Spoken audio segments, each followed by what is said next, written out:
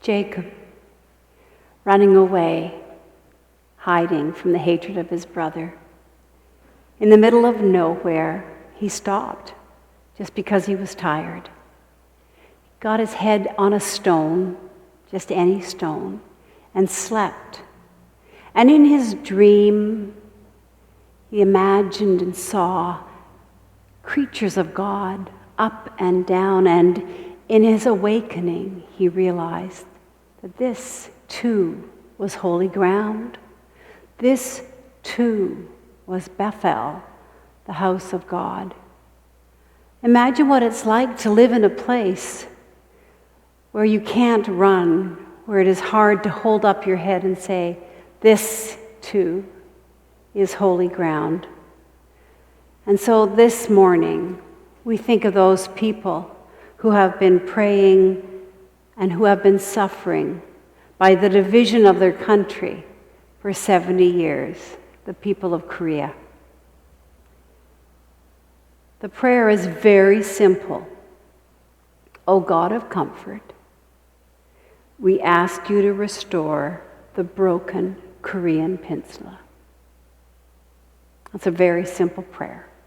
O God of comfort, we ask you to restore the broken Korean peninsula.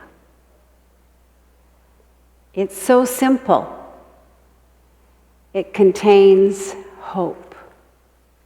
A flame of hope, small, flickering, not a mighty torch, not something you can see across the harbor and guide your boat by, but a flame and a call to action.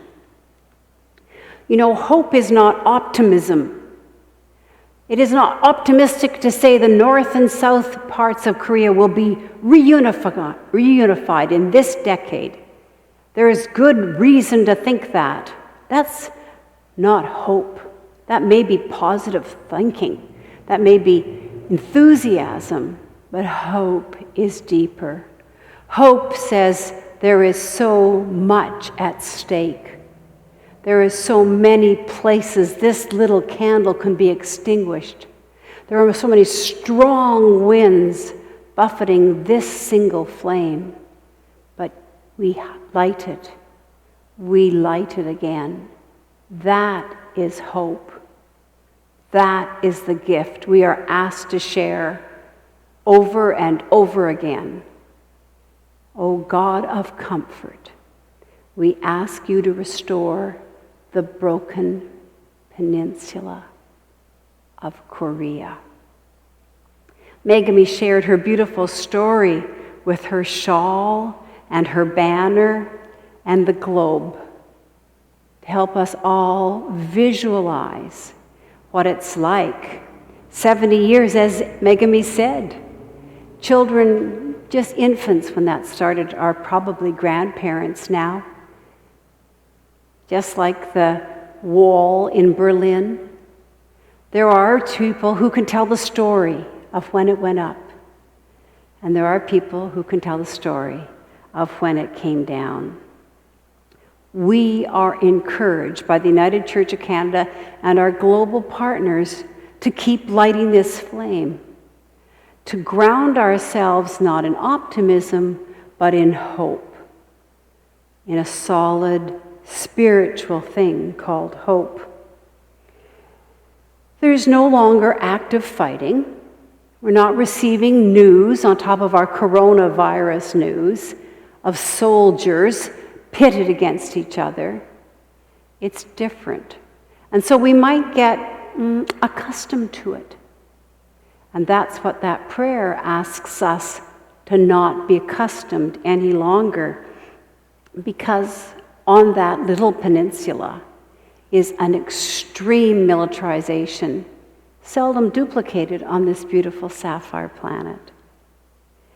There is no peace agreement, and so war could break out at any time, and that has been a constant reverberating horror in our news in the last number of years. There are no regional treaties, there are no agreements to stop that war, but because of the agreements that are there, with the two countries of North and South Korea, if anything should happen, it could explode quickly into a major conflict, inviting even China to be part of it. Dare we hope that a peace treaty is possible even now? Negotiating a peace treaty, of course, will not only literally end the Korean War, but it could be, equally importantly, a step towards the denuclearization of that whole peninsula. That is a profound dream. That is a flame of hope.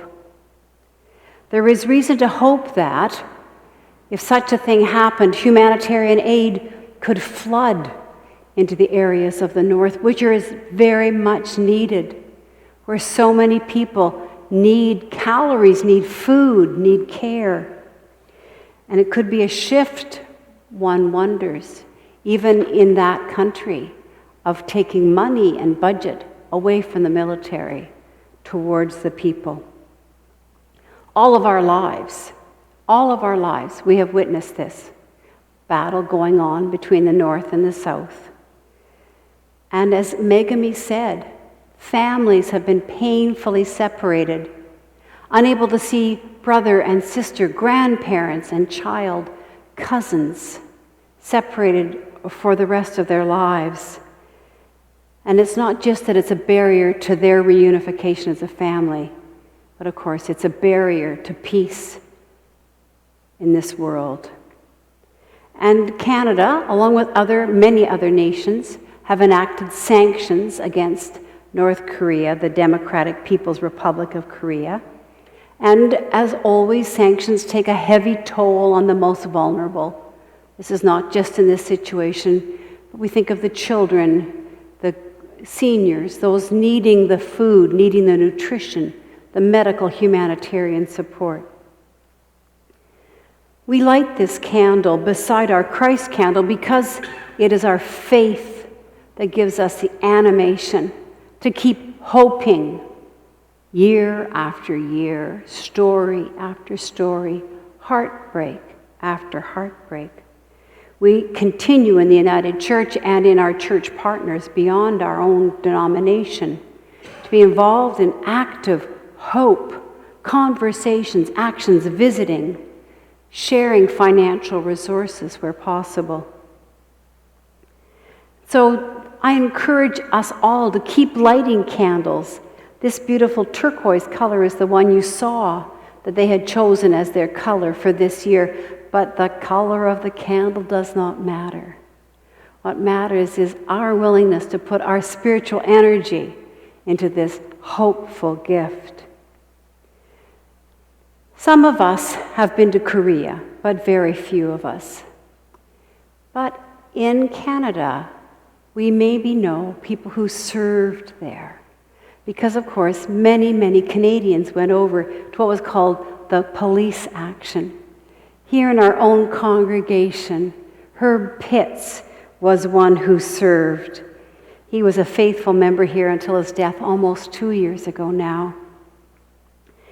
He has many who remember him, and there are people still in this city who served with him, and those across Canada who were mentored by him in his later career.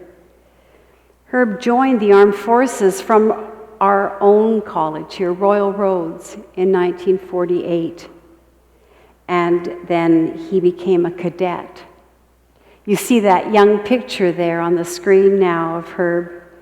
He graduated in 1952 into the Lord Strathcona Horse.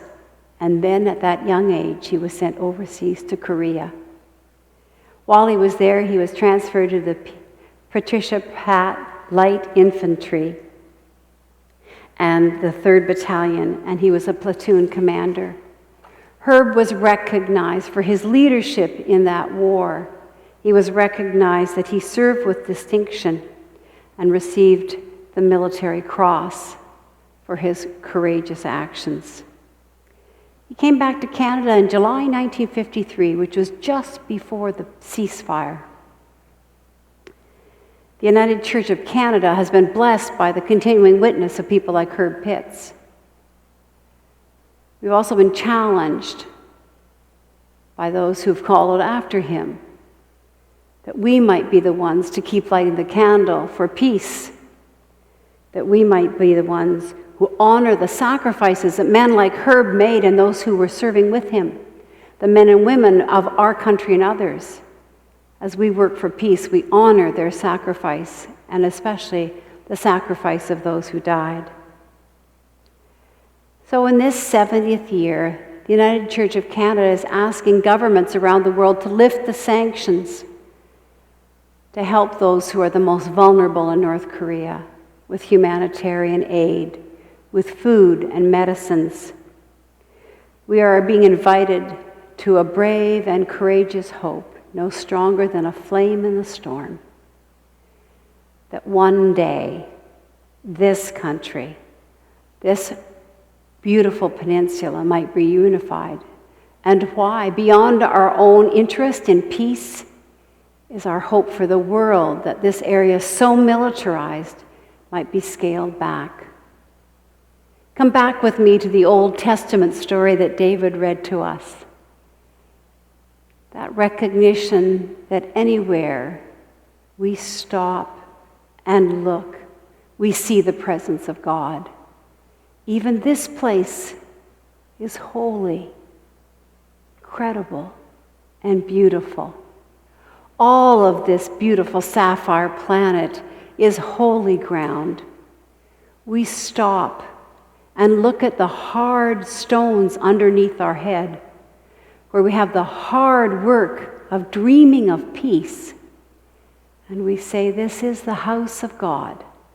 This, even this, is Bethel, our God's home. May we be strengthened in every prayer.